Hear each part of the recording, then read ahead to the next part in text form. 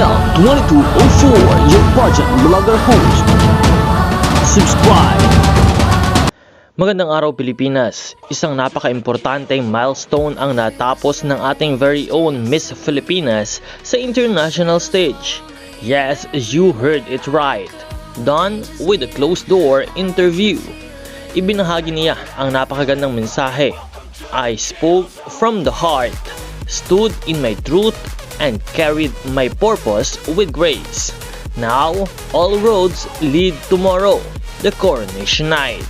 Congratulations to our very own Miss Philippines in Reina Hispano-Americana 2026. Mga ka-pageant fans, alam naman natin na ang closed-door interview ay isa sa pinakamahalagang bahagi ng kompetisyon.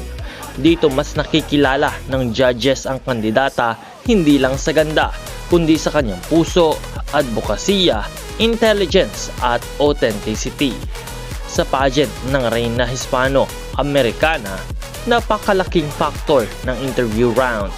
Dito talaga nasusukat kung sino ang may lalim, may paninindigan at may tunay na purpose. At ngayon, ayon sa kanyang mensahe, nagsalita siya mula sa puso. She stood in her truth. Ibig sabihin, naging totoo siya.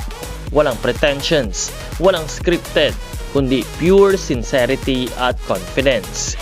Mga kapaget, bilang kinatawan ng Pilipinas, dala niya hindi lang ang kanyang personal journey, kundi ang buong bansa, ang kultura natin, ang tapang ng Filipina, ang grace at intelligence. Lahat iyon ay ipinaglaban niya sa loob ng interview room.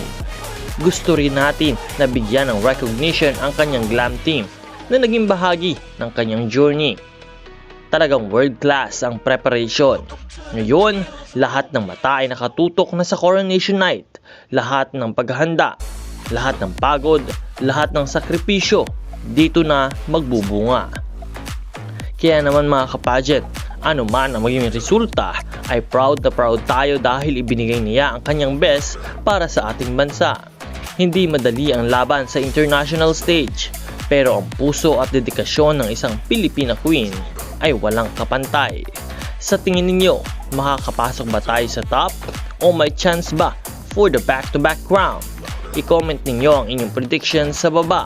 Patuloy nating suportahan ang ating Miss Filipinas hanggang coronation night. Kaya't huwag kalimutan na mag-subscribe para sa lahat ng mga bagong updates.